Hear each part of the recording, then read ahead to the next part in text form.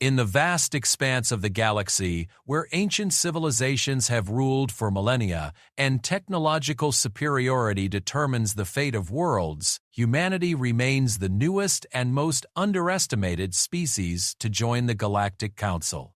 The Zephyrians, with their crystal blue skin and telepathic abilities, have dominated space warfare for over 3,000 years. The Korath Empire, standing 12 feet tall with natural armor plating, has never lost a ground battle. The ethereal Veil Nathi can phase through solid matter and have been the galaxy's premier intelligence operatives since before humans discovered fire. And then there's Earth, a small, unremarkable planet whose people barely mastered faster-than-light travel 50 years ago. Their military? A joke among the council chambers. Their tactics? Primitive. Their technology, borrowed and cobbled together from scraps of alien advancement. But in war, the greatest mistakes are made when you judge an enemy by their appearance rather than their capability. And sometimes, the most dangerous warriors come in the most unexpected packages. Lieutenant Sarah Chen stands barely 5 feet tall in her crisp blue uniform, looking more like a cadet than a commanding officer among the towering aliens surrounding her. At 26, she appears impossibly young to the millennium-old beings who sneer at her presence in the Joint Command Center. They see a child playing dress-up in a military uniform.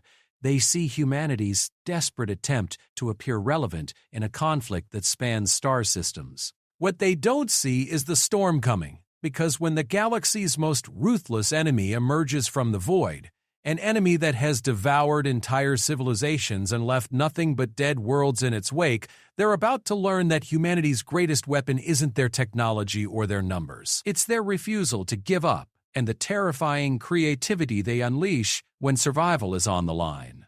The girl in the blue uniform is about to teach the galaxy why you should never underestimate a human with nothing left to lose. The command chamber of the Galactic Defense Station Omega-7 hummed with the low vibrations of a dozen different alien technologies working in uncomfortable harmony. Lieutenant Sarah Chen stepped through the massive airlock doors, her standard-issue Earth Defense Force uniform crisp and clean despite the 3-day journey through hyperspace. The moment she entered, conversations stopped.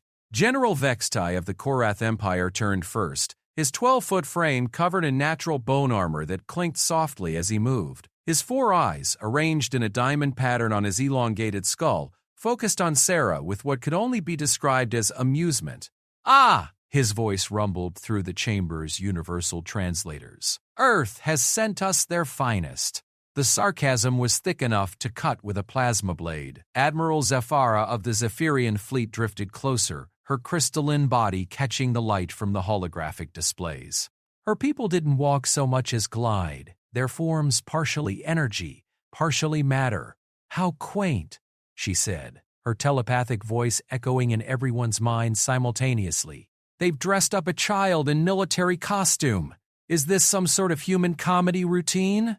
Sarah kept her expression neutral as she approached the central command table, where a 3-dimensional map of the Kepler sector rotated slowly. Red markers indicated the enemy's last known positions. There were far too many of them, spread across 17 star systems. "Lieutenant Sarah Chen, Earth Defense Force, reporting for duty, sir." She snapped a crisp salute to Fleet Admiral Korth, the Veil Nathi who served as supreme commander of this joint operation. The tall ethereal being materialized fully as she approached. His people's habit of remaining partially phased was considered rude during formal interactions. His pale, luminescent skin seemed to glow with its own inner light. "At ease, Lieutenant," Korthael said, though his tone suggested he was anything but pleased with Earth's contribution to this mission. "I admit, I was expecting someone more substantial. The reports indicated that Earth was sending their best tactical mind." "You're looking at her," Sarah replied simply. The laughter that followed wasn't entirely unexpected. General Vextay's bone armor rattled as his massive frame shook. "This little creature? My youngest warrior spawn could snap her in half without effort." "Size isn't everything in warfare," Sarah said, moving to the command table and studying the holographic display. Though I suppose the Korath wouldn't understand that given your recent performance in the Rigel system. The laughter stopped abruptly. Vextai's 4 eyes narrowed to dangerous slits. What did you say? The Rigel engagement, Sarah continued, manipulating the holographic controls with practiced ease. 3 Korath heavy cruisers against a single Devour-class enemy ship. You lost 2 cruisers and the third barely escaped. The enemy ship sustained minimal damage. She pulled up the battle recordings, displaying them for all to see. Classic Korath tactics, frontal assault, overwhelming firepower, no tactical flexibility. It works great against conventional opponents, but the swarm fights differently. How dare you? Vextai began, but Admiral Zephyra interrupted. The human raises an interesting point, the Zephyrian said, though her mental voice carried clear condescension. Perhaps you could enlighten us with your vast tactical experience, child. How many battles have you fought? How many ships have you commanded? Sarah pulled up her service record on the display. The list was surprisingly short for someone supposedly representing Earth's best tactical mind. Directly? None. I've never commanded a ship in actual combat. This admission brought snorts of derision from several officers around the chamber. A hegemony captain, one of the insectoid species that made up the galaxy's 4th largest military power, clicked his mandibles in what Sarah recognized as their equivalent of dismissive laughter. Then what? Korthile asked with barely concealed irritation. Qualifies you to be here? This is the largest military operation in galactic history. We're facing an enemy that has consumed 17 civilizations and turned their technology against us. We need experience, not theories. I'm here because I know how they think, Sarah said quietly. The swarm isn't just another enemy fleet. They're not fighting for territory or resources or ideology. They're fighting for survival, which makes them infinitely more dangerous than anything you've faced before. She gestured to the holographic display, zooming in on the enemy positions. Every battle record shows the same pattern. The swarm doesn't just defeat enemy forces, they completely assimilate their technology, their tactics, even their biological characteristics. When they fought the Rigel Defense Fleet, they started with crude bioships. By the end of the engagement, they were using modified versions of Korath plasma cannons integrated into their organic hulls. This is basic intelligence, General Vextai rumbled. Tell us something we don't know. The swarm learns exponentially, Sarah continued. But they have a weakness. They're reactive, not proactive. They adapt to threats, but they don't anticipate them. Every civilization they've conquered has fought them the same way. With conventional military tactics, straightforward engagements, predictable strategies. She manipulated the display again, showing ship movement patterns from the last dozen battles. Look at this. The hegemony tried swarm tactics, using their numerical advantage to overwhelm isolated swarm ships. The swarm adapted by developing point defense systems that could track thousands of targets simultaneously. The Zephyrian fleet tried stealth attacks, using their energy phase technology to strike without warning.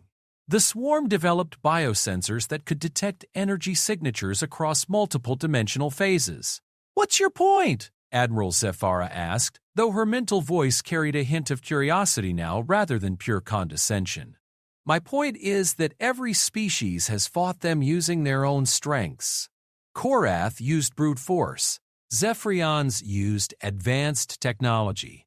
The hegemony used numbers. The Veilnathi used their phasing abilities. Sarah looked around the chamber, meeting the gaze of each senior officer. But no one has fought them using human tactics. And what exactly are human tactics? Korthile asked.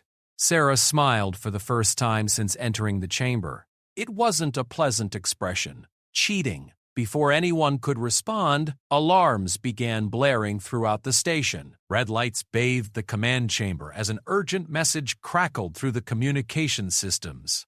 "This is Forward Observation Post Delta 9, came a panicked voice. We have multiple swarm signatures dropping out of hyperspace. They're moving toward the Centauri colonies. Estimated time to first contact, 6 hours. The chamber erupted into activity. Officers began shouting orders in a dozen different languages. Korthael immediately assumed command, his voice cutting through the chaos. All fleets, prepare for emergency deployment. We'll intercept them before they reach the colonies. Wait, Sarah said, but her voice was lost in the commotion. Admiral Zephyra, take the Zephyrian fleet and establish a defensive perimeter around Centauri Prime, Korthael continued. General Vextai, your forces will anchor the center line. Captain Thexica, position the hegemony squadrons to provide flanking support. Wait! Sarah shouted, loud enough to be heard over the noise. The chamber fell silent. Korthael turned to her with visible annoyance. Lieutenant, this is not the time for— This is exactly the time, Sarah interrupted. Look at the attack pattern. Look at the timing. She quickly manipulated the display, showing the swarm fleet positions relative to the colonies. They're not attacking Centauri Prime. This is a feint. Impossible, General Vextad declared. Intelligence clearly shows. Intelligence shows what they want us to see. Sarah cut him off. The swarm has been studying us for months. They know our response patterns. They know that the moment they threaten a major colony, we'll commit our entire defense fleet to protect it. She zoomed out, showing the broader tactical picture. While we're rushing to defend Centauri Prime, the real attack will come here. Her finger pointed to a seemingly empty region of space 3 systems away. The Kepler Research Station. It's where the Alliance has been developing new weapon technologies. That's classified, Admiral Zephyra said sharply. And the swarm isn't stupid, Sarah replied. They've been watching our communication patterns, our supply routes, our research priorities. They know where our real strategic assets are located. Korthael studied the display with growing concern. Even if you're correct, we can't ignore a direct threat to 3 billion civilians. We don't ignore it, Sarah said. We use it. Send a defensive force to Centauri, enough to make the feint look real, but keep the majority of our fleet here. When the swarm's real attack force drops out of hyperspace at Kepler Station, we'll be waiting. And if you're wrong, General Vextai demanded. If this isn't a feint, then 3 billion people die anyway, Sarah said bluntly, because the weapons being developed at Kepler Station are the only thing that might be able to stop the swarm permanently. Lose that research, and we lose the war. The chamber fell silent except for the hum of machinery and the distant alarms still echoing through the station. Sarah could see the calculation in their eyes, the terrible mathematics of war, where lives were weighed against strategic necessity. You're asking us to gamble billions of lives on your theory? Korthael said finally. I'm asking you to think like humans, Sarah replied, because the swarm has learned to counter every conventional strategy you've thrown at them. They're expecting conventional thinking. They're counting on it.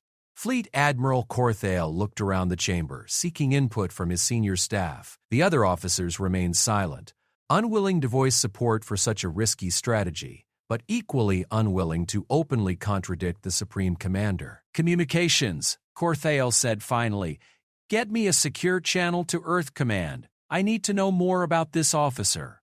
While the communication was being established, Sarah felt the weight of every gaze in the chamber. She had perhaps minutes to convince these beings, each representing civilizations thousands of years older than humanity, to trust in the judgment of someone they saw as little more than a child. Sir, came the voice of the communications officer, Earth Command is standing by. The holographic display shimmered and resolved into the image of Admiral Harrison, Sarah's commanding officer and mentor. His weathered face showed the strain of coordinating humanity's war effort from Earth's orbital command station. Admiral Harrison, Korthael began, I need you to explain why Earth sent us this lieutenant for what you described as your best tactical mind. Harrison's expression didn't change. Because she is our best tactical mind, and if she's telling you to do something that sounds insane, you should probably listen. She has no combat experience, Admiral Zephyra interjected. No, Harrison agreed. She doesn't. But she has something better. She thinks like the enemy. Sarah winced at the phrasing, but Harrison continued. Lieutenant Chen spent 2 years studying swarm behavior patterns, not from a military perspective, but from a biological one. She has degrees in xenobiology and evolutionary psychology. She doesn't see the swarm as an enemy fleet. She sees them as a living organism following predictable behavioral patterns. And those patterns tell her this is a feint? Korthael asked. Those patterns tell her the swarm is learning faster than we are, Harrison replied. Every engagement teaches them more about us while teaching us almost nothing about them. Conventional tactics aren't just failing, they're actively helping the enemy adapt. If we're going to have any chance of winning this war, we need to start fighting in ways they can't predict or counter. The communication ended, leaving the chamber in tense silence. Sarah waited, knowing that the next few minutes would determine not just the course of the battle, but potentially the entire war. Very well, Korthael said finally. We'll deploy a minimal defensive force to Centauri Prime, enough to respond if this truly is their primary target. Bakers, the main fleet will remain here and prepare for a possible attack on Kepler Station. He turned to Sarah, his luminescent eyes showing a mixture of curiosity and concern. I hope you understand the magnitude of what you're asking, Lieutenant. I understand that we're fighting for the survival of every species in this galaxy, Sarah replied. And sometimes survival requires taking calculated risks. As the various fleet commanders began coordinating their forces, Sarah remained at the command table, studying the tactical display. The next few hours would prove whether human intuition could triumph over alien experience, or whether her confidence would cost billions of lives. In the depths of space, the swarm fleet continued its approach toward Centauri Prime, their bioships pulsing with malevolent purpose. But light years away, in a region of space that appeared empty on most sensors, something else stirred in the darkness. Something that would put humanity's newest military doctrine to its ultimate test. 6 hours after Sarah's prediction, the galaxy's most experienced military commanders learned their first lesson about human tactical thinking. Sometimes the most dangerous enemies come from directions you never thought to look. The main galactic defense fleet had positioned itself in a defensive formation around Kepler Station, while Admiral Zephyra led a smaller force towards Centauri Prime. Sarah stood in the command center, watching the tactical displays with growing tension. If she was wrong, her military career would end in disgrace, assuming anyone survived to remember it. Still no sign of swarm activity near Kepler Station, reported Captain Thekska, his mandibles clicking nervously. The hegemony captain had positioned his squadron on the outer perimeter, their biomechanical ships perfectly suited for early detection. They'll come, Sarah said quietly, adjusting the sensor display to show a wider area of space. But not the way you expect. General Vextai's massive frame shifted impatiently. We've been waiting for 4 hours. Perhaps the human's intuition was... His words were cut off by an urgent chime from the sensor array. The display immediately shifted, showing massive energy signatures appearing throughout the system, but not where anyone expected. "Multiple contacts dropping out of hyperspace," called the sensor operator, her voice rising in panic. "They're not coming from normal space lanes. They're appearing inside the system, behind our defensive lines." Sarah felt her blood go cold as she watched the display update. The swarm hadn't approached from outside the system like a conventional fleet. Instead, they had somehow jumped directly into the heart of the Kepler system, bypassing all the carefully positioned defensive forces. "Impossible," Admiral Korthael breathed. "Hyperspace jumps inside a gravity well should tear their ships apart." "Unless they've adapted," Sarah said grimly. "They've been watching our deployment patterns for months. They knew exactly where we'd position our forces." The tactical display showed the terrible truth of their situation. The swarm fleet hadn't just bypassed the outer defenses. They had positioned themselves perfectly to attack the research station while the defensive fleet was trapped on the wrong side of the gravity well. Repositioning would take hours, time they didn't have. "This is Admiral Zephyra," came the crystalline voice over the communication channel. "We've reached Centauri Prime. No sign of swarm activity here. The attack on the colonies was definitely a feint." "Acknowledged," Corthale replied tersely. "We have the real attack force here, but they've outmaneuvered us completely. They're between us and the research station." Sarah studied the positions of both fleets, her mind racing through possibilities. The swarm had indeed learned from previous encounters. Too well. They had anticipated not just conventional tactics, but even her supposedly unconventional prediction. "How many ships?" she asked. 43 swarm vessels," Captain Thexka reported. "Our defensive force here numbers 68, but they're positioned to intercept from outside the system." "And the research station's defenses?" "Minimal. 6 patrol ships and the station's defensive platforms." Sarah closed her eyes, running calculations. The swarm had once again demonstrated their ability to adapt and learn, but that very adaptability might provide an opportunity. They had studied conventional fleet tactics and learned to counter them. They had even adapted to her first-level strategic thinking. But there were layers to human tactical doctrine that no alien species had ever encountered. "Admiral Corthale," she said, opening her eyes with new determination, "I need you to order all fleet units to maintain their current positions. Lieutenant, the research station will be destroyed within hours if we don't—" "They'll be destroyed anyway if we try conventional intercept patterns," Sarah interrupted. "The swarm has positioned themselves perfectly to defeat any standard response, but they're making the same mistake every enemy makes when fighting humans. They're assuming we'll fight fair?" Sarah moved to the communication console and opened a channel to Admiral Zephyra's fleet. "Admiral, this is Lieutenant Chen. I need you to begin immediate return to Kepler Station, but I need you to do something that's going to sound completely insane." "I'm listening," came the cautious reply. "I need you to bring the Centauri colonies with you." The silence that followed was profound. When Admiral Zephyra finally responded, her mental voice carried a mixture of confusion and concern. "Lieutenant, I don't understand. You want us to evacuate the colonies?" "No," Sarah said, pulling up technical specifications on her display. "I want you to move them. All of them." General Vextai's bone armor rattled as he laughed.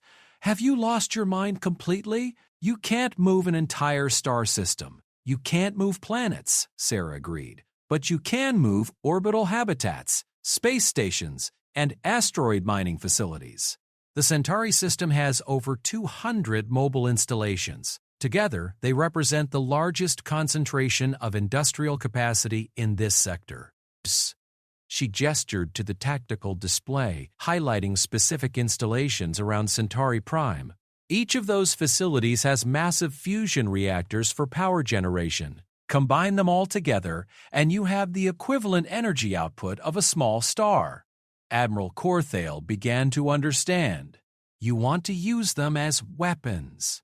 "I want to use them as ammunition," Sarah corrected. "The swarm adapted to our ship-to-ship tactics because they're fighting ships, but they've never faced weaponized civilian infrastructure." Over the communication channel, Admiral Zephyra's voice carried growing excitement. The industrial fabrication plants could be reconfigured to produce specialized warheads during transit. The mining stations have precision tractor beam arrays that could be modified for tactical use.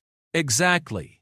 But more importantly, Sarah continued, the swarm is positioned to counter a fleet engagement. They're not prepared for a coordinated assault from civilian installations that aren't supposed to be combat capable. Captain Thexka clicked his mandibles thoughtfully. The logistics would be incredibly complex, coordinating the movement of hundreds of installations while modifying their systems for combat use, which is why we're going to let them coordinate themselves, Sarah said, bringing up another display. Human tactical doctrine includes something called distributed command authority. Instead of trying to control everything from a central location, We give broad objectives to individual unit commanders and let them determine how to achieve those objectives. She opened communication channels to all the mobile installations in the Centauri system. Attention all station commanders and facility supervisors. This is Lieutenant Sarah Chen, Earth Defense Force operating under emergency authority. The swarm is currently attacking Kepler Research Station. We need every mobile installation to immediately begin transit to Kepler Station for emergency defensive operations. The response was immediate and chaotic. Hundreds of voices began talking at once. Station administrators demanding clarification, mining foremen asking about cargo schedules, habitat supervisors concerned about civilian safety. Sarah let the initial confusion run for 30 seconds, then activated the override protocol. All stations. This is Admiral Harrison, Earth Defense Command, came her mentor's voice over the emergency channel. Lieutenant Chen is speaking with my full authority. The survival of the galaxy may depend on your cooperation.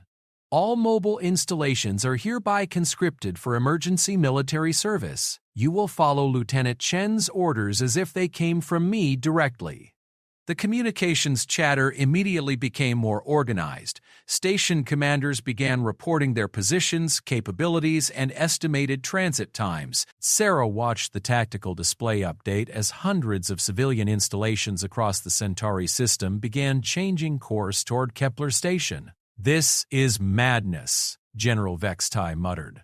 Civilian installations have no business in a military engagement. That's exactly why it will work, Sarah replied. The swarm has adapted to counter military tactics and military thinking, but they've never encountered anything like this. Over the next 2 hours, Sarah coordinated what would later be called the most unconventional military operation in galactic history. Mining stations jettisoned their ore loads and reconfigured their extraction equipment into improvised weapons. Industrial fabrication plants began producing specialized ammunition using blueprints transmitted from Earth's tactical database. Civilian habitats installed emergency shield generators and prepared their population centers for combat conditions. Most importantly, each installation operated independently, making its own tactical decisions based on local conditions and capabilities.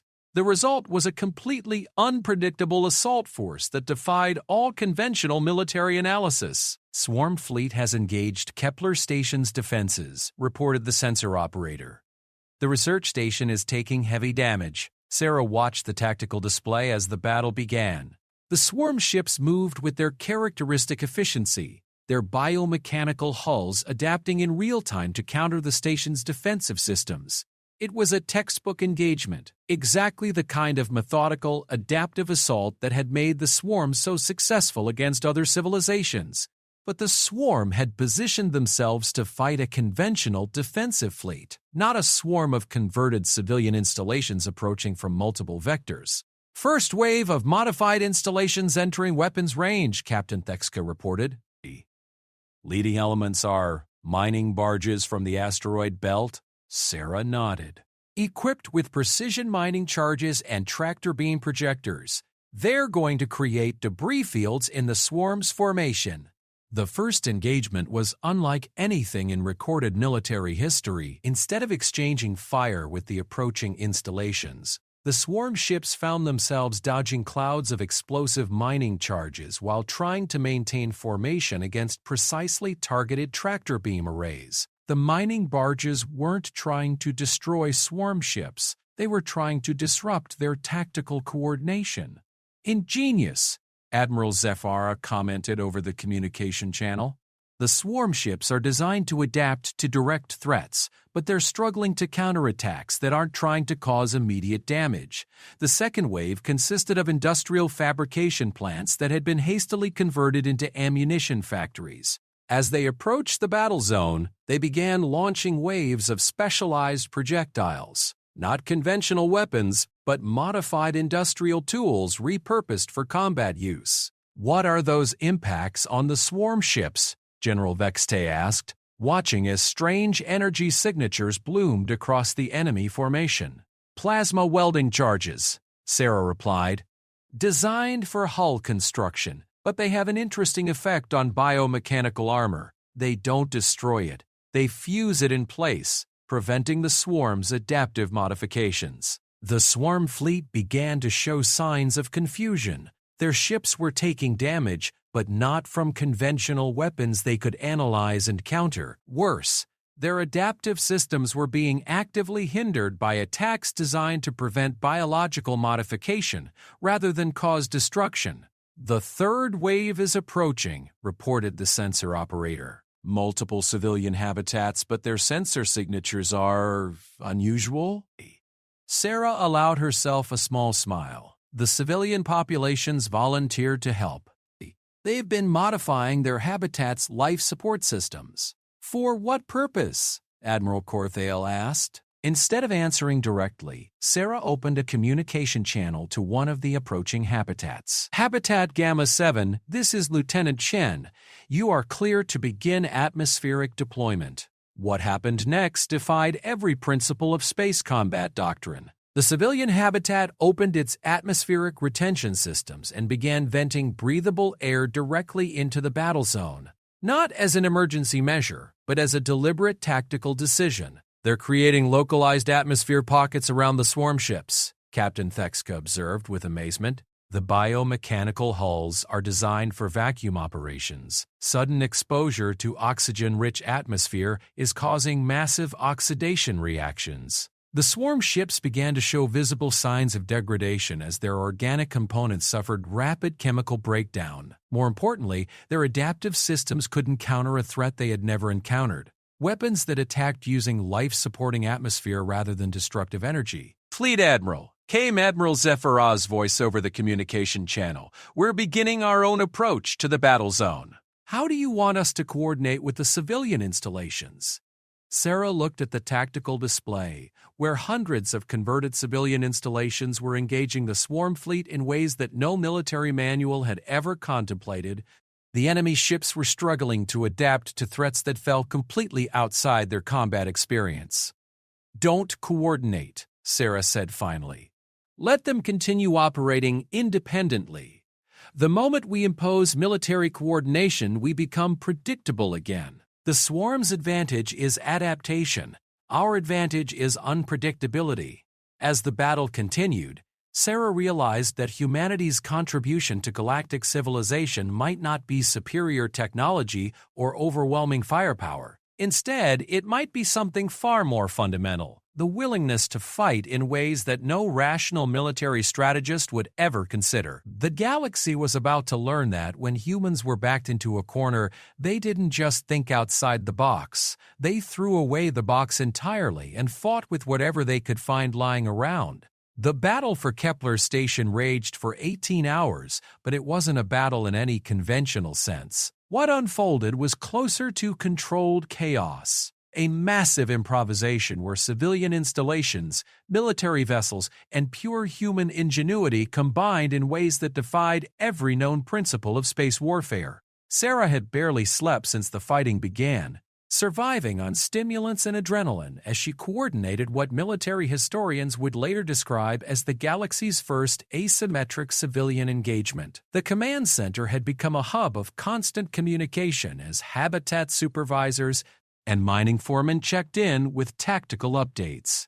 "Lieutenant," called Captain Thexka from his position at the sensor array, "the swarm is attempting a new adaptation. They're beginning to merge their ships into larger composite vessels." Sarah studied the tactical display where several swarm bioships were indeed combining their hull structures, creating larger, more powerful combined entities. It was a desperate adaptation. The swarm's attempt to create vessels large enough to survive the unconventional attacks they were facing. "How long until the merger process completes?" she asked. "Approximately 40 minutes, Captain Thexka replied. "Once complete, the merged vessels will be significantly more powerful than individual ships." "Then we need to accelerate our timeline," Sarah said, opening communication channels to the civilian installations still approaching the battle zone. "All remaining habitat clusters. This is Lieutenant Chen. Implement Protocol Gamma immediately." 3 hours earlier, she had asked the civilian populations aboard the habitat clusters to voluntarily evacuate to the innermost protective areas of their installations. What remained in the outer sections wasn't people. It was the largest collection of domestic animals, plants, and biological specimens in the galaxy. Habitat Cluster Delta 4, beginning atmospheric seeding, came the report from one of the approaching installations. Deploying Biological Package 1, General Vextai turned from his own command station, his bone armor clicking with agitation. "Lieutenant, what exactly are you doing?" "Fighting biology with biology," Sarah replied. The swarm's advantage is their ability to adapt and incorporate new technologies, but adaptation has limitations, especially when faced with incompatible biological systems. On the tactical display, the habitat clusters began releasing clouds of organic material into the space around the merging swarm ships. To casual observation, it looked like the civilian populations were dumping their life support systems in panic. In reality, it was the most sophisticated biological warfare attack ever attempted. "Those are Earth-based organisms," Admiral Korthal observed, studying the sensor readings. "Plants, bacteria, insects, and domestic animals, algae, fungi, and about 40,000 other species," Sarah confirmed. The swarm incorporates biological material from defeated civilizations, but they've never encountered Earth's ecosystem. More importantly, they've never encountered the biological incompatibilities between Earth-based life and their own biomechanical systems. The first effects became visible within minutes. The swarm ships attempting to merge began showing signs of severe biological distress. Their organic hulls, designed to incorporate and adapt useful biological traits, were instead experiencing massive rejection reactions as incompatible Earth-based organisms interfered with their cellular structures. "It's working," breathed Admiral Zafara over the communication channel. "The merged ships are breaking apart. Their biological systems are failing." But the swarm wasn't finished adapting. Even as their merger attempts failed, individual ships began implementing new defensive strategies. Biomechanical hull sections started shedding their outer layers, attempting to purge the contaminating Earth organisms. "They're adapting again," Captain Thexka warned. Estimated time to full adaptation, 2 hours.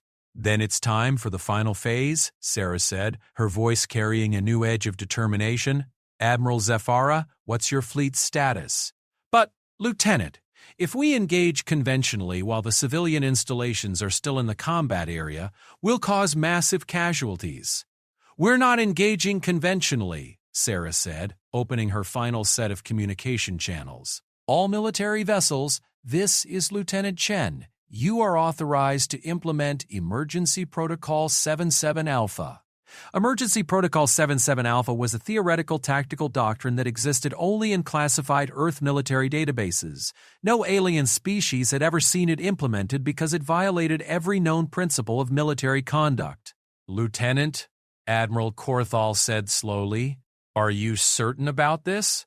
Protocol 77 Alpha is completely insane." "Yes," Sarah agreed. "Which is why it will work." Emergency Protocol 77 Alpha was officially designated as Cooperative Sacrificial Engagement, a tactical doctrine where military vessels deliberately allowed themselves to be severely damaged or destroyed in order to position enemy forces for civilian attacks.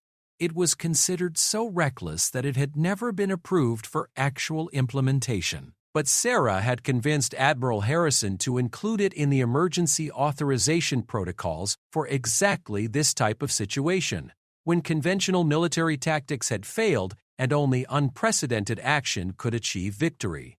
"All Zephyrian vessels begin approach pattern Echo 7, Admiral Zafara commanded, her mental voice carrying new resolve. "We're going to fly directly into the swarm formation and let them damage us severely." "No," Admiral Zafara corrected. "That's humanity's gift to galactic civilization. They've taught us that sometimes survival requires abandoning everything you thought you knew about warfare." The Zephyrian fleet began its approach, and Sarah watched with growing tension as the most advanced ships in the galaxy flew directly toward the enemy formation with no apparent concern for their own survival. The swarm, confused but opportunistic, immediately began concentrating fire on the approaching vessels. "Zephyrian flagship taking heavy damage," reported the sensor operator. "Hull integrity down to 30%. Admiral Zephyra ordered, all civilian installations, begin convergence on my position." What followed was the most desperate and unconventional coordinated attack in military history. As the Zephyrian ships absorbed devastating damage from the swarm fleet, civilian installations from across the system began converging on their location. Mining barges used their tractor beams to physically grab damaged Zephyrian vessels and use them as weapons, hurling the military ships directly into swarm formations. Industrial fabrication plants began producing replacement parts and ammunition in real time, transferring supplies to damaged military vessels even while under fire. Civilian habitats opened their docking bays to accept wounded military personnel while simultaneously deploying modified life support systems as area denial weapons. "This is impossible," General Vexte muttered, watching as a civilian mining barge grabbed a heavily damaged Korath cruiser and used it to ram a swarm bioship. Military vessels are not designed to be used as projectiles. That's why they're effective. We design our ships to be used in ways their creators never intended. The swarm fleet found itself fighting an enemy that made no tactical sense. Individual ships would deliberately sacrifice themselves to position other vessels for attacks. Civilian installations coordinated with military units in patterns that no computer could predict or counter. Most confusing of all, the human tactics seemed to actively rely on sustaining casualties, turning losses into tactical advantages. "The swarm fleet is beginning to withdraw," Captain Thexka reported with amazement. "Their adaptive systems appear to be experiencing some kind of cognitive overload. That's the final lesson about fighting humans. We don't just refuse to give up, we refuse to make sense. The swarm can adapt to logical tactical decisions, but they can't adapt to an enemy that deliberately makes illogical choices that somehow work." The withdrawal of the swarm fleet marked the first major victory against an enemy that had never been defeated. But as Sarah watched the surviving ships disappear into hyperspace, she knew this was only the beginning. The swarm would study this engagement, learn from it, and return with new adaptations. "Fleet Admiral," she said, turning to Corthiel, "we need to begin immediate preparation for Phase 2 operations." "Phase 2? Admiral Zephyra asked over the communication channel. "The swarm will adapt to everything we just did," Sarah explained. "They'll develop counters for biological warfare, civilian coordination, and sacrificial tactics. So the next time we face them, we'll need to fight in completely different ways." "How many different ways can one species fight?" General Vextai asked. Sarah looked around the command center, where alien officers were still struggling to process what they had just witnessed. "General, you've just seen the first human tactical doctrine. We have 17 more in the classified archives, and our strategists are working on new ones every day." "17 more?" Admiral Corthale repeated. "Each one designed around the assumption that our enemies will have learned to counter all the previous ones," Sarah confirmed. "That's how humans approach warfare. We assume we'll lose every individual battle, so we prepare to keep fighting in new ways until we eventually win the war." The victory at Kepler Station sent shockwaves throughout the galaxy. For the first time since the swarm had appeared, an entire enemy fleet had been defeated without destroying a single planet or enslaving a civilization. More importantly, the victory had been achieved using tactics that no conventional military analysis could explain or predict. But Sarah knew the real test was still ahead. The swarm would return, adapted and prepared for everything they had just experienced. And when they did, humanity would need to prove that their greatest weapon wasn't any single tactical doctrine. It was their infinite capacity for thinking of new ways to fight when all the old ways had failed. The galaxy was about to discover that when you fight humans, winning one battle doesn't teach you how to win the next one. It just teaches you what won't work anymore. 3 months after the victory at Kepler Station, the galaxy had changed in ways no one could have predicted. The success of human tactical doctrine had triggered what military historians called The Asymmetric Revolution, a complete transformation of how galactic civilizations approached warfare. Lieutenant Sarah Chen stood in the expanded command center of Defense Station Omega 7, which had been converted into the galaxy's first unconventional warfare coordination center.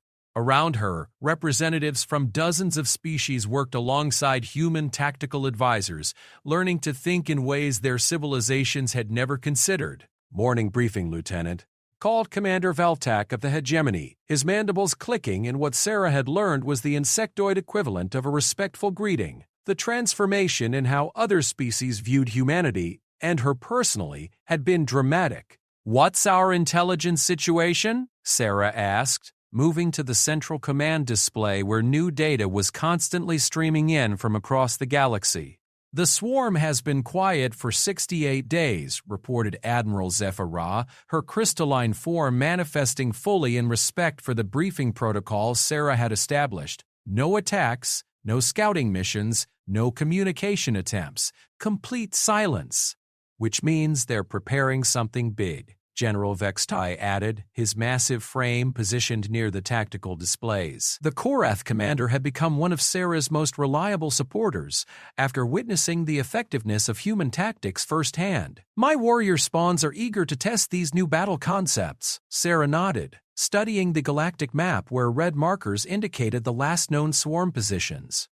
The enemy had withdrawn to the galaxy's outer rim, beyond the range of conventional sensors, but intelligence reports suggested massive construction activity in their occupied territories. "Any progress on the deep space reconnaissance missions?"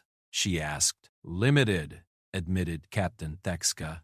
"Our long-range scouts have detected energy signatures consistent with massive shipbuilding operations, but the swarm has developed new detection systems. We're losing reconnaissance vessels faster than we can deploy them." This was the problem Sarah had been wrestling with for months. The victory at Kepler Station had proved that human tactical doctrine could defeat the swarm, but it had also taught the enemy valuable lessons. Intelligence suggested they were adapting not just to specific human tactics, but to the fundamental concept of asymmetric warfare itself. "Ma'am?" came a voice from the communication station. "We're receiving a priority transmission from Earth Command." "Put it through," Sarah ordered. The central display shifted to show Admiral Harrison's familiar face, but something was different about his expression. Behind him, Sarah could see the bustling activity of Earth's orbital command station, but the atmosphere seemed tense. "Lieutenant Chen," Harrison began without preamble, "we have a situation. The swarm has made contact." The briefing room fell silent. After months of complete communication blackout, this development changed everything. "What kind of contact?" Sarah asked. "Direct communication, addressed specifically to you," Harrison replied. "They're requesting a meeting." "That's impossible," Admiral Zephyra interjected. "The swarm has never attempted diplomatic contact with any species. They arrive, they consume, they move on. Apparently, human tactical doctrine has convinced them to try a new approach," Harrison said grimly. "They've transmitted coordinates for a neutral meeting location, an uninhabited system in the Vega sector. They're offering to send a single representative ship for negotiations." Sarah felt a chill run down her spine. The swarm's willingness to negotiate wasn't a sign of weakness. It was a sign that they had adapted their strategy beyond pure military conquest. "What do they want to discuss?" she asked. "Unknown." The message was brief and specific. "They want to meet with the human tactical coordinator responsible for the Kepler Station engagement." "That's you, Lieutenant." General Vextai's bone armor rattled as he shifted uncomfortably. "This could be a trap. The swarm has never shown interest in anything other than complete assimilation. Or it could be an opportunity," Sarah mused, studying the tactical implications. "If the swarm wants to talk, it means our tactics have forced them to consider alternatives to pure military action. That's unprecedented. It's also incredibly dangerous," Admiral Harrison continued. "We have no idea what the swarm considers acceptable diplomatic protocol. They could be planning to study you directly, extract information about human tactical thinking, Or they could be preparing to offer terms that might save billions of lives, Sarah countered. We need to know what they want. The debate that followed revealed the fundamental challenge of fighting an enemy that refused to remain predictable. The swarm's request for negotiations could be a genuine attempt at diplomacy, a sophisticated trap, or something entirely outside conventional understanding. I'll go, Sarah said finally. Absolutely not, Admiral Zafara responded immediately. You're too valuable to risk on an unknown diplomatic mission. That's exactly why I need to go, Sarah replied. The swarm asked for me specifically. They've studied our tactics at Kepler Station, and they want to understand the mind behind those strategies. If I don't go, we lose the opportunity to learn what they're really planning. And if it's a trap, General Vexte asked, then we spring it under controlled conditions, Sarah said, moving to the tactical display.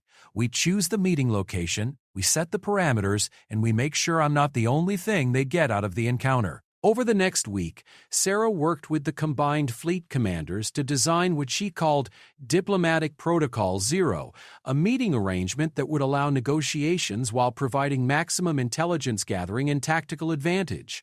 The meeting location was moved to a system with multiple defensive fleets positioned just outside sensor range. Sarah's ship would be accompanied by a full diplomatic escort, including representatives from all major galactic civilizations. Most importantly, the entire encounter would be broadcast live across the galaxy, ensuring that any intelligence gained would be immediately available to all Allied forces. This is either the bravest or most foolish thing anyone has ever attempted, Admiral Harrison said during their final briefing before departure. Probably both, Sarah agreed, but that's what makes it human. The journey to the meeting location took 3 days, during which Sarah reviewed everything known about swarm biology, technology, and behavioral patterns. If this was indeed a genuine diplomatic contact, understanding the enemy's perspective would be crucial for successful negotiations. The swarm representative ship was already waiting when Sarah's diplomatic convoy arrived at the designated coordinates. The vessel was unlike anything previously encountered, smaller than typical swarm bioships, with organic curves that seemed almost elegant rather than purely functional. Incoming transmission from the swarm vessel, reported the communication officer aboard Sarah's flagship. Put it through, Sarah ordered, knowing that this moment would determine the course of the war. The holographic display activated, showing a creature that defied all previous intelligence about swarm physiology. With Trust Teddy, instead of the amalgamated biomechanical entity they expected, the swarm representative appeared almost human in basic structure, though its skin had a translucent quality that revealed complex internal systems. I am Synthesis Unit 01, the creature said, its voice carrying harmonic overtones that suggested multiple consciousness streams. I have come to speak with the human strategic coordinator designated Sarah Chen.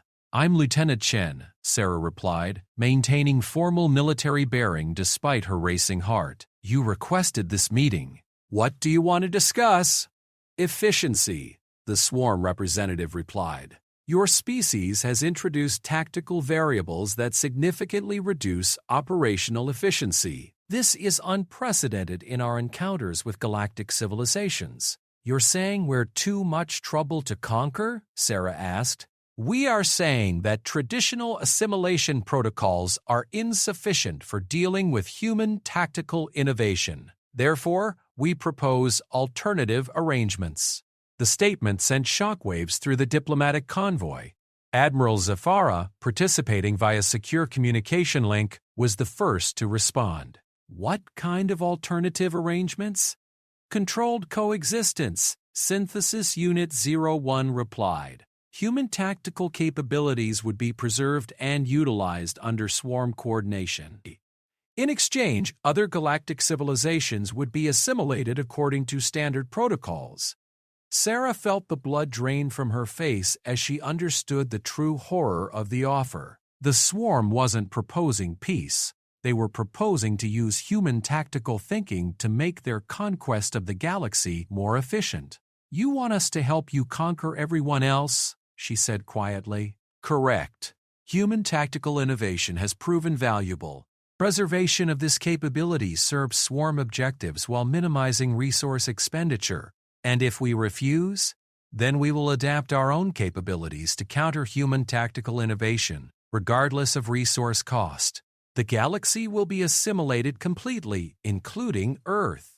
Sarah looked around the diplomatic convoy, seeing the horrified expressions of representatives from dozens of civilizations. The swarm hadn't called this meeting to negotiate peace. They had called it to offer humanity the chance to become willing participants in galactic genocide. "I need time to consider your proposal," Sarah said finally. "Understandable. You have 72 standard hours to reach a decision. After that time, we will assume refusal and begin implementing Adaptation Protocol Omega." "What's Adaptation Protocol Omega?" "Complete reconstruction of swarm tactical doctrine to counter human asymmetric warfare capabilities. Estimated completion time, 6 months. Estimated galactic assimilation time, following completion, 1 year." The transmission ended, leaving Sarah and the diplomatic convoy in stunned silence. The swarm had just revealed that they were capable of completely changing their approach to warfare, developing new tactics that could counter everything humanity had achieved. "Lieutenant," came Admiral Harrison's voice over the secure channel. "What's our response?"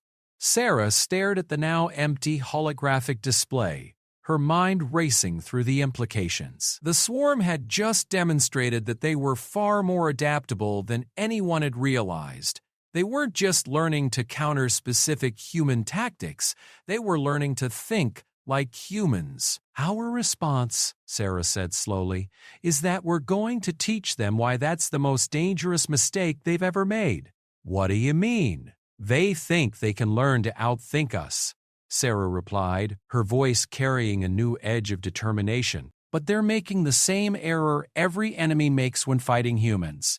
They're assuming we've shown them everything we're capable of." As the diplomatic convoy began its return journey, Sarah knew the real war was just beginning. The swarm had revealed their ultimate adaptation strategy, but they had also revealed their greatest weakness. They still believed that human tactical innovation had limits. They were about to discover that the only limit to human tactical thinking was human imagination, and that was a resource that grew stronger under pressure rather than weaker. The 72 hours given by the swarm became the most intense period of strategic planning in galactic history. Sarah Chen stood in the war room of Defense Station Omega 7, surrounded by the largest gathering of military and civilian leaders ever assembled. Representatives from every known civilization had come to witness what many believed would be humanity's final tactical innovation. "Status report," Sarah called out as she entered the chamber.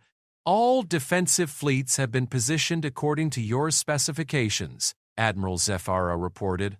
"Though I admit, Lieutenant, your deployment pattern makes no conventional sense." Sarah nodded, studying the massive holographic display that showed the positions of every military vessel in the galaxy. Instead of concentrating forces for defensive positions, she had scattered them across hundreds of star systems in what appeared to be random formations. "Conventional sense isn't the goal," Sarah replied. "The swarm told us they're implementing Adaptation Protocol Omega, completely reconstructing their tactical doctrine to counter human strategies. So we're going to give them something they can't adapt to." "Which is?" General Vextai asked, his massive frame shifting with nervous energy. "Ourselves," Sarah said simply. The past 3 days had seen the implementation of what Sarah called Total Human Integration Protocol, the most radical military strategy ever attempted. Instead of keeping human tactical advisors separate from alien military units, Earth had dispatched over 50,000 human personnel to integrate directly with every major fleet and defense installation in the galaxy. "Explain to me again how spreading our tactical expertise across the galaxy helps us," Admiral Korthail requested. The Vale Nathi commander had been skeptical of the plan from the beginning. "Because the swarm's adaptation strategy is based on studying and countering human tactical patterns. Sarah explained, manipulating the display to show troop deployments. They're expecting us to implement coordinated strategies that they can analyze and counter. Instead, we're giving every unit commander the ability to think like a human. Captain Thexka clicked his mandibles thoughtfully. You're saying that instead of using human tactics, we're teaching everyone to develop their own human-style tactics.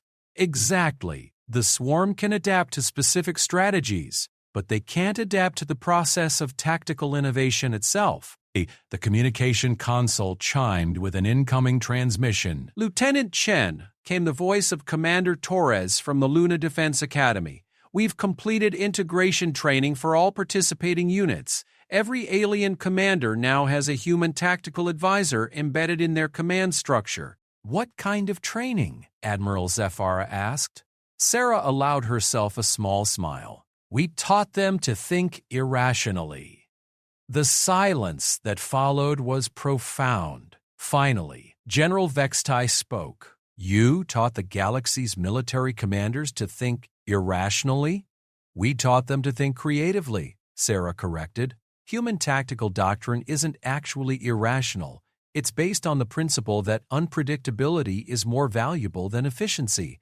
We showed them how to abandon conventional military logic and start thinking in terms of what's possible, rather than what's proper. Incoming transmission, called the communication officer. It's from the swarm. Put it through, Sarah ordered, knowing that the 72-hour deadline had just expired. Synthesis Unit 01 appeared on the holographic display, its translucent features showing more complex internal activity than during their previous encounter. The deadline has passed. Have you reached a decision regarding our proposal? We have, Sarah replied, stepping forward. Earth formally rejects your offer. Understood. Adaptation Protocol Omega is now active. We estimate 6 months for complete tactical reconstruction, after which galactic assimilation will proceed. You're welcome to try, Sarah said calmly. Something in her tone caused the swarm representative to pause. You appear confident despite the mathematical certainty of your defeat. Mathematical certainty assumes you understand what you're adapting to, Sarah replied. You've studied human tactical innovation at Kepler Station, and you think you've learned to counter our strategies. But you've made the same mistake every enemy makes when fighting humans. Explain. You think human tactical doctrine is about specific strategies or techniques. But human tactical doctrine is actually about abandoning everything you know about warfare and inventing new approaches in real time. Sarah gestured to the galactic deployment display. You've spent months learning to counter the tactics we used at Kepler Station. Meanwhile, we've spent those same months teaching the entire galaxy to think the way humans think. The swarm representative's internal systems pulsed with increased activity. Impossible! Tactical innovation cannot be systematically replicated across multiple species. Watch and learn, Sarah said, then opened communication channels to military units across the galaxy. All units, this is Lieutenant Chen. Adaptation Protocol Omega is now active. You are authorized to implement Creative Response Authorization. What happened next had never been attempted in galactic history. Instead of coordinated military maneuvers following predetermined strategies, hundreds of different military commanders began implementing completely original tactical approaches based on their own species' capabilities. The hegemony fleet in the Rigel sector began using their swarm ships not as individual vessels, but as components in massive geometric formations that created interference patterns in subspace. The Zephyrian squadrons near the galactic core started phasing their ships in and out of multiple dimensional layers simultaneously, creating tactical effects no conventional sensor could track. Most remarkably, the Korath Empire's heavy assault units began implementing what they called honorable unpredictability, combining their traditional frontal assault tactics with completely random strategic elements that made their movements impossible to predict while maintaining their cultural emphasis on direct combat. This is chaos, Admiral Carthale observed, watching the deployment patterns unfold across hundreds of star systems. This is evolution, Sarah corrected. Every military unit in the galaxy is now thinking creatively rather than conventionally. The swarm can adapt to specific tactics, but they can't adapt to unlimited tactical creativity. On the communication display, Synthesis Unit 01 was showing signs of distress. Its internal systems were pulsing rapidly as it processed the reports coming from across the galaxy. These tactical patterns have no logical foundation. They cannot be systematically analyzed. That's the point, Sarah said. Human tactical doctrine isn't based on logical analysis. It's based on the principle that when conventional approaches fail, you try something no one has ever done before. Adaptation Protocol Omega requires predictable tactical patterns for counter-strategy development. The swarm representative said, its voice carrying new harmonic distortions. The current galactic military behavior is generating too many variables for successful adaptation. Then I guess you'll have to try a different approach, Sarah replied. The transmission ended abruptly, leaving the war room in tense silence. Sarah knew this wasn't over. The swarm would undoubtedly attempt new strategies. But for the first time since the war began, humanity and its allies had seized the tactical initiative. Lieutenant, Admiral Harrison's voice came over the secure channel from Earth. Long-range sensors are detecting massive swarm fleet movements. They're abandoning Adaptation Protocol Omega and returning to direct assault tactics. Good, Sarah said, surprising everyone in the room. That direct assault we can handle. It's when they try to outthink us that they become really dangerous. Over the following weeks, the swarm launched a series of conventional attacks across the galaxy, using their traditional biomechanical superiority in overwhelming numbers. But they found themselves facing an enemy that no longer fought according to predictable patterns. Each engagement became a unique tactical puzzle as alien commanders combined their species' natural abilities with human-inspired creative thinking. The results were chaotic, unpredictable, and devastatingly effective against an enemy designed to adapt to consistent tactical approaches. The Battle of Vega Prime saw hegemony swarm ships configured as musical instruments, using harmonic resonance to disrupt swarm bioship coordination. The defense of Centauri involved Zephyrian energy phase technology being used to create temporal echoes that made the same fleet appear to be attacking from multiple time periods simultaneously.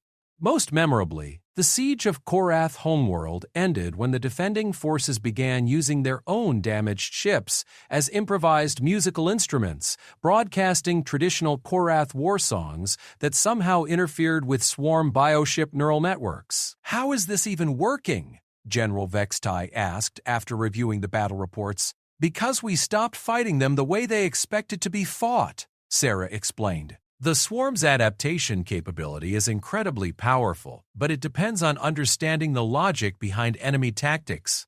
When there is no logic, when every tactical decision is based on creative improvisation rather than strategic analysis, adaptation becomes impossible. 6 months after the rejection of the swarm's diplomatic offer, their forces began withdrawing from galactic space, not defeated in the conventional sense, but unable to adapt to an enemy that refused to be predictable. Status report, Sarah requested during what would be the final strategic briefing of the war. Swarm forces have retreated beyond the galactic rim, Admiral Zephyra reported.